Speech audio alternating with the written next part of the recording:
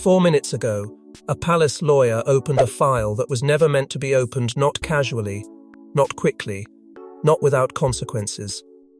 Buried behind formal wording was a single amendment with the power to rewrite everything, a clause designed to block Camilla from a key inheritance.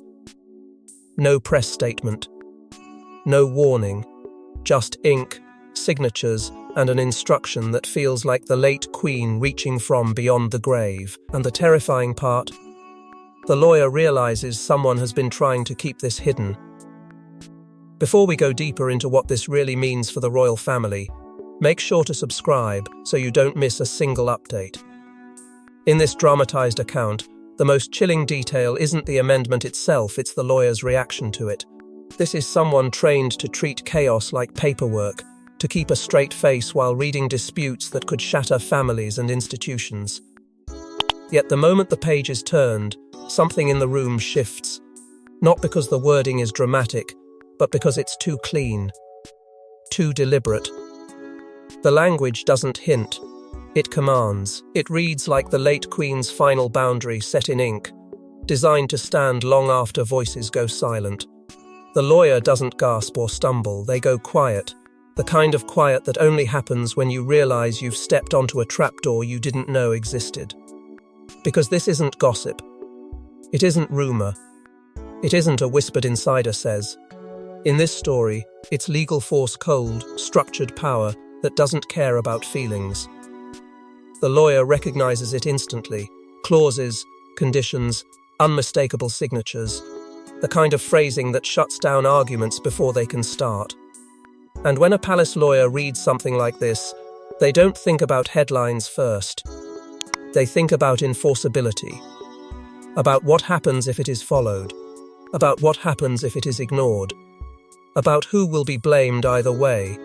The amendment doesn't just threaten comfort, it threatens stability, because it introduces a truth the palace cannot politely laugh off. Then the word that changes everything hits like a drumbeat: inheritance. But key inheritance doesn't necessarily mean money. Not in the palace. Sometimes the real inheritance is access, authority, influence disguised as tradition. It could mean private archives, the kind of documents that shape narratives for decades. It could mean residences, patronages, collections, locked trusts, or roles that look ceremonial but control image and loyalty behind the scenes. The lawyer reads the phrase key inheritance and understands it's a loaded weapon wrapped in formal language. Because whichever item this amendment blocks, it isn't small. It is something important enough that losing it would feel like losing legitimacy itself. And that's where motive begins to surface like something dark rising in water. Why would the late Queen set a boundary like this? In this fictional account, the amendment doesn't feel emotional. It feels protective. It reads like a quiet warning written for a future moment the Queen expected to arrive, not because she wanted drama, but because she anticipated conflict. The lawyer can practically feel the intention between the lines, not punishment for its own sake, but containment. A final decision meant to preserve something the Queen considered sacred, something she didn't want reshaped, rebranded, or claimed as a symbol by anyone else, no matter how high their title. But the suspense spikes when the lawyer notices something worse than the clause itself: signs of concealment. The file placement feels off. The referencing system feels oddly layered, as if someone wanted this amendment to exist without being found easily. The lawyer has seen disorganization before. This doesn't feel like disorganization. This feels like design. And suddenly the most dangerous question isn't, what does the amendment say? It's, why is this being discovered now? Because timing is never innocent inside royal walls. If the amendment is real power, then the moment it appears becomes a power play. Someone triggered the search. Someone wanted eyes on this page either to enforce it, to weaponize it, or to force a reckoning that couldn't be postponed any longer. The lawyer's mind begins to race ahead of their body, mapping consequences in silent, ruthless steps. Who must be informed first? The private office? The king? A senior legal guardian? And who cannot be told too early because they might move to bury it again? Because the lawyer senses it. If someone has been trying to keep this hidden, then discovery itself is an act of danger. It creates enemies. It turns routine procedure into personal risk. And the palace is merciless to the people who accidentally become the messenger of an inconvenient truth. Then comes the final hook buried inside the text, an attached reference. A second document implied by a line that feels almost casual until you understand its weight. The amendment points to something else. An instruction letter. The kind of letter that doesn't just clarify legal intent, but explains moral intent. The lawyer sees the reference and feels the air tighten again, because amendments can be argued over. Letters cannot. Letters turn cold legal walls into human decisions. And if that letter exists, it means the late Queen didn't just set a boundary, she left a reason. A warning. Possibly even a plan for what happens if someone tries to challenge it. Because if the amendment exists, the next question isn't what it blocks, it's who benefited from keeping it buried. Lawyers don't panic easily. They're trained to treat bombs like paperwork. But this discovery doesn't read like a routine clause, it reads like a trap. The lawyer feels it immediately. The language is precise, the timing is deliberate, and the implications are explosive.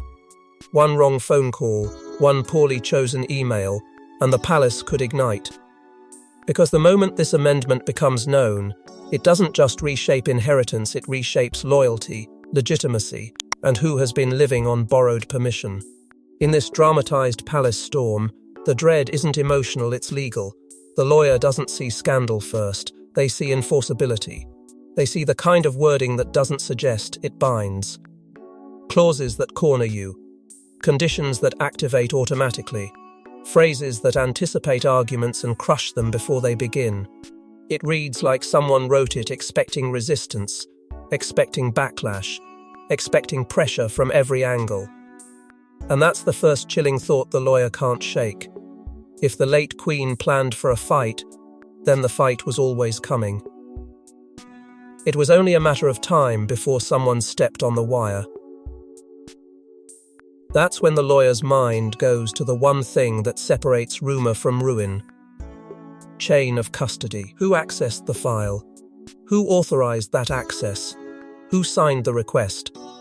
In royal legal work, paper doesn't just carry information, it carries responsibility. Every stamp is a fingerprint. Every logged entry is a confession. And the lawyer realizes they are now holding something that can turn into a weapon against whoever touches it next. The file isn't just sensitive, it's radioactive. Because if someone has been hiding it, then someone will panic when they learn it's been found. And panic inside the palace doesn't look like screaming, it looks like silent pressure, sudden phone calls and doors quietly closing. So the lawyer freezes, not from fear, but from calculation. There's a brutal dilemma: report immediately or verify quietly. Reporting immediately protects the institution, but it also alerts whoever benefited from the amendment staying buried. Verifying quietly protects the truth, but it also leaves the lawyer exposed alone with a document powerful enough to destroy careers. The lawyer knows exactly how this can go wrong. A single misstep, and the wrong person controls the narrative before the facts even settle. And in the palace, whoever controls the narrative controls the consequences. The warning forms in the lawyer's head like a sentence already being quoted by future headlines. If this leaks, it becomes a constitutional spectacle. Not because the public cares about legal formatting, but because the public cares about what legal formatting implies: who is protected, who is punished, who is being quietly managed behind the scenes. This isn't just a family dispute. It's a legitimacy crisis waiting to happen. It's a story that forces everyone to pick a side: the late Queen's written will, or the living monarchy's current needs. And the lawyer can feel it the moment this becomes public knowledge. The palace won't just be defending an inheritance decision. It will be defending its moral authority. The more the lawyer studies the file, the more the concealment starts to look intentional. Something about the placement feels wrong. The labeling feels too plain, almost designed to be overlooked. The indexing doesn't match the usual patterns. It's as if the document was misfiled on purpose, disguised as something harmless, buried under procedural noise, hidden in a place where only a determined search would ever uncover it. That's when the lawyer's controlled professionalism begins to strain, because accidental misfiling is sloppy. This is strategic. And strategy implies motive. So the lawyer starts pulling threads the palace hates being pulled, cross-referencing dates, checking registry notations, comparing signatures, looking for confirmation that this amendment didn't just appear, it was placed, moved, handled. The lawyer's pen hovers over one line longer than it should, because something about it feels like a crack in the story. The date. It doesn't fit. It doesn't match the known timeline. It sits there like a wrong note in a song everyone is pretending sounds normal. And if the date is wrong, then either someone made an error so catastrophic it shouldn't exist in a palace document, or someone altered the record. That realization hits like a cold wave, because if the date doesn't match, it means the past itself has been tampered with, at least on paper. And paper is how the palace turns memory into fact. The lawyer's fear isn't that the document is controversial. The fear is that the document has been handled, adjusted, positioned, possibly edited to survive scrutiny, or to delay enforcement, or to create confusion when the moment of discovery finally came. The lawyer can almost hear the unspoken questions circling the room like a vulture. Who needed this amendment to exist, but not be found? And how far did they go to make sure it stayed that way? And when dates don't match in a palace document, it usually means one thing: someone edited history on purpose. In the palace, inheritance isn't always cash. Sometimes it's access. Sometimes it's authority disguised as tradition. The key inheritance in this story isn't just valuable, it's symbolic, and symbols are what royals bleed for. It could be a private trust, a collection, a residence, a set of patronages that control image and influence. And the more the lawyer reads, the clearer it becomes. This amendment wasn't meant to punish Camilla. It was meant to protect something. Because the word key is doing heavy work here. In this dramatized account, it signals that the inheritance isn't a gift, it's a lever. The kind of lever that shifts power quietly, while everyone pretends nothing changed. It's multi-layered, assets plus influence plus legacy, all wrapped in polished language so the public hears estate planning, while insiders hear control. A private trust could mean funding that supports a whole network of decisions. A residence could mean physical proximity and symbolic importance. A collection could mean access to the late Queen's inner world. Patronages could mean the kind of public-facing influence that quietly steers loyalty, media narratives, and charitable power. And suddenly, the lawyer's discovery becomes more than a clause, it becomes a map of what the late Queen considered too important to be left to assumption. That's what makes legacy items so dangerous in royal life. They don't just sit there. They speak. Archives become power because whoever controls letters and records can control stories. Jewelry becomes power because it signals permission and proximity. Art becomes power because it carries memory and intimacy. Estates become power because they represent permanence, lineage, and status. Even a simple guardian role, quietly assigned in a legal document, becomes a crown in disguise because a guardian isn't a decorator. A guardian is an enforcer. The lawyer begins to sense that someone else, not Camilla, is designated as protector of this inheritance, as if the late Queen wanted the future managed by a specific set of hands, not the ones most people would assume. And then the language turns colder. In this fictional amendment, the wording isn't emotional. It's clinical. It hints at conflict of interest, phrasing subtle, almost polite, but devastating in implication. It suggests legacy boundaries, It suggests public risk concerns. It suggests the late Queen weighed optics, stability, and institutional trust, and made a decision that could be defended legally even if it exploded emotionally. The lawyer reads on and feels the shape of the choice. This was not a last-minute scribble. This was a planned line of defense, crafted to survive pushback, crafted to withstand charm, crafted to remain standing even if someone powerful tried to lean on it. And then, like a hammer descending in silence, the lawyer finds the phrase that changes the entire room, for the avoidance of doubt. Those words don't exist to decorate a page. They exist to crush ambiguity. They exist because someone anticipated someone else would argue. They exist because the late Queen expected a fight, expected it strongly enough to lock the door twice. And once the lawyer sees that, the dread becomes unavoidable. If the amendment is written like this, it means the late Queen didn't just fear confusion. She feared challenge. While the lawyer is absorbing the weight of what the inheritance represents, the palace is already beginning its second, darker ritual containment. And Camilla feels the shift before anyone explains it. She has survived by mastering composure. But this isn't a headline she can charm away. This is a legal wall built with the late Queen's handwriting and sealed with authority. The most brutal part is how the palace handles it. Nobody confronts her loudly, because loud creates witnesses. Instead, doors quietly stop opening, conversations quietly change tone. And Camilla feels it, the terrifying sensation that the institution is moving around her without explaining why. Her instinct is immediate: regain narrative control before it becomes public. Because if the palace controls the story first, she becomes the subject of it instead of the author. But she's being managed through procedure, and that is the kind of humiliation that can't be argued with. No one says, "You're blocked." The system simply behaves as if she never had the right in the first place, and the emotional wound cuts deeper than any inheritance loss. She feels her legitimacy being challenged, her position being quietly evaluated by people who smile to her face while updating lists behind her back.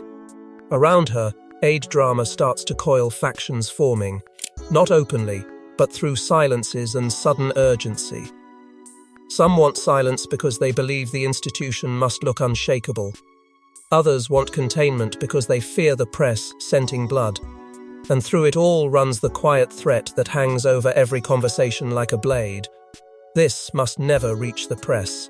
Because once the press hears Queen's amendment, the palace isn't just managing family fallout. It's managing a national narrative about loyalty, worthiness, and who the late Queen trusted enough to protect her legacy. Then Camilla hears the phrase that confirms it's real Queen's amendment. Not rumour, not theory, not speculation. A phrase spoken carefully, as if saying it too loudly could summon consequences. And in that moment something in her shifts. Because if the late Queen truly wrote this boundary, then this isn't only a political complication. It's a personal verdict delivered from beyond the grave, wrapped in legal language, so it can't be dismissed as emotion. Because when a document says "for the avoidance of doubt," it means the late Queen expected a fight. And once Camilla knows it's the late Queen's words, the story stops being politics, it becomes personal warfare. Charles doesn't get to react like a husband first. Not in this building. He gets the news the way kings get news, in careful language designed to hide the panic underneath. A lawyer. A file. An amendment. And suddenly Charles is trapped between two loyalties that don't coexist: protect the crown's stability, or protect Camilla's position. Because if he enforces the amendment, he looks ruthless. If he ignores it, he looks weak. And the palace punishes weakness. In this dramatized account, you can almost feel the moment the word amendment lands, and everything inside Charles stiffens into restraint. He doesn't shout. He doesn't demand.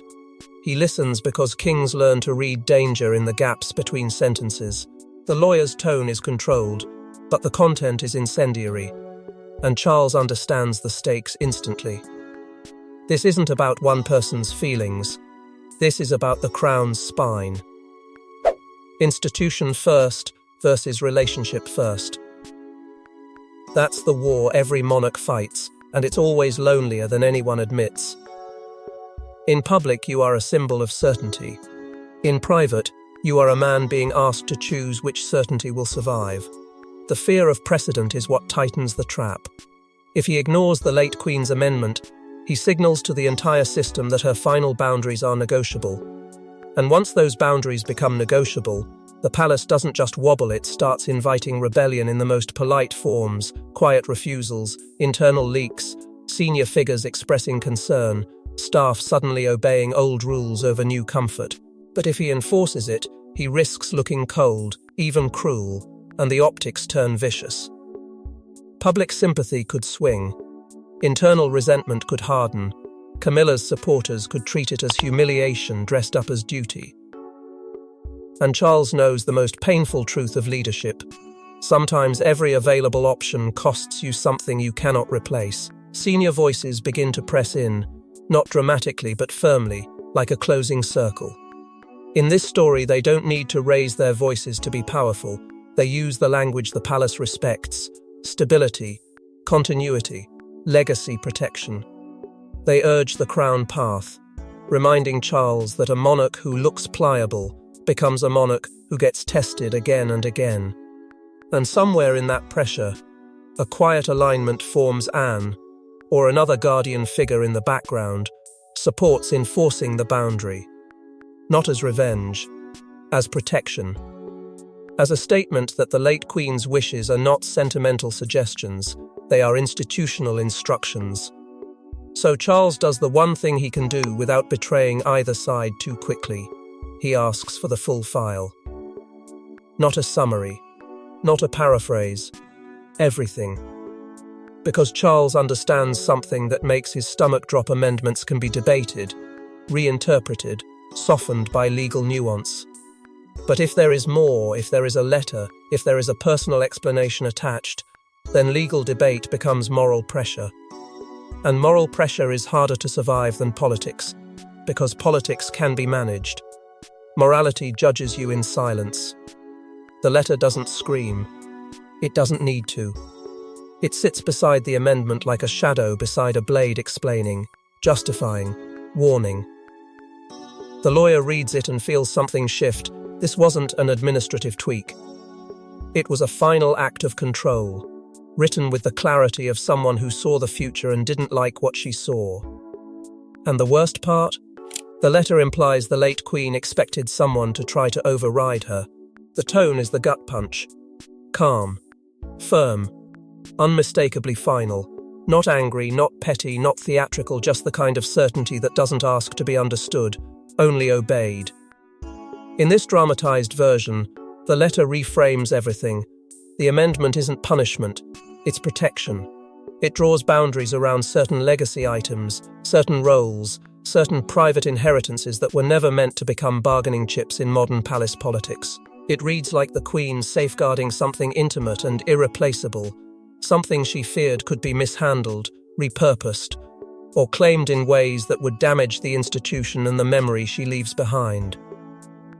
And then the most ominous lines appear, phrases that hint at betrayal, without ever naming it outright. I have been advised, I have observed, words that suggest the Queen saw patterns, heard whispers, noticed shifts long before anyone else admitted they were real. The letter introduces trusted guardians, designated to enforce her wishes when she is no longer there to do it herself. Not because she wanted conflict, but because she expected it. Expected pressure, expected someone to argue that her boundaries should be flexible now that she's gone. The letter feels like a quiet refusal written in advance, a refusal meant to stand when emotions and alliances start moving like sand. And the dread becomes absolute when the letter includes instructions for what happens if challenged. Not suggestions. Instructions. A planned response to defiance, as if the late Queen anticipated the exact moment the palace is living through now, an amendment discovered, a king cornered, a household divided between duty and loyalty. Charles reads it, and the fight inside him sharpens. enforce it and wound his marriage, ignore it and wound the crown. But after the letter, there is no clean middle. There is only consequence, because amendments can be argued, but letters turn arguments into moral verdicts. And once the late Queen planned for challenges, it means this wasn't family tension, it was future conflict. The discovery raises a darker question than inheritance, concealment. Because if the amendment is valid, why is it only discovered now? The lawyer starts seeing patterns, missing logs, awkward gaps, people who suddenly don't remember details they should know by heart. In the palace, forgetting can be strategy. And the more the lawyer looks, the more it feels like someone didn't just overlook the Queen's amendment. Someone tried to bury it, until it was too late to enforce. In this dramatized account, the lawyer stops reading like a professional and starts reading like a detective, because the document is no longer the only problem the trail is. Suspicious gaps begin to stack up in ways that feel too neat to be accidental. Access logs that should be complete suddenly have holes. File movement records show vague timestamps with no names attached. An unusual reclassification appears on the registry, like a fingerprint wiped clean. And the lawyer knows the difference between messy bureaucracy and deliberate concealment. Messy bureaucracy creates chaos. Deliberate concealment creates silence that looks organized. A witness emerges the way witnesses always do in the palace, hesitant, careful, and looking over their shoulder even when no one is behind them. An archivist who remembers a file being moved temporarily and never returning to the expected place. A private secretary's aide who noticed an instruction that didn't follow usual channels. A legal clerk with an inconvenient memory, the kind that doesn't fade just because someone powerful wishes it would. And when the lawyer begins asking questions, they don't get answers. They get deflections. Smiles. I'm not sure. That was handled years ago. It's been a hectic period. The kind of polite fog that makes one thing clear. Someone wants this to disappear back into darkness. The motive possibilities multiply, and that's what makes it terrifying. Maybe someone buried it to protect Camilla from humiliation. Maybe someone buried it to protect Charles from an impossible choice. Maybe someone buried it to protect the palace's reputation, because public knowledge of a Queen's amendment would turn private inheritance into national debate. Or maybe the motive is darker and simpler: protect power. Because power inside the palace isn't always held by the people you see. Sometimes it's held by the people who manage the files, shape the schedules, and decide which truth gets daylight. And that's when the lawyer's fear becomes personal. Because in a story like this, the person who discovers the problem can quickly become the person who is blamed for it. Becoming the scapegoat is a palace tradition all its own. If this explodes, the institution will scramble to prove it is stable, controlled, responsible, and the easiest way to prove that is to point to one person and say, they mishandled it. The lawyer can feel the trap closing, speak too loudly and become the messenger they punish, speak too softly and become the person accused of hiding it. Either path can ruin a career. Either path can invite enemies who don't need to threaten you when they can simply isolate you. Meanwhile, the palace's fear is even bigger. If the press learns the word cover-up, it stops being a legal story and becomes a legitimacy crisis. Because the public can forgive family tension, it can even forgive complicated inheritance disputes. But it doesn't forgive the idea that the institution itself manipulates truth to protect certain people. Cover-up suggests corruption.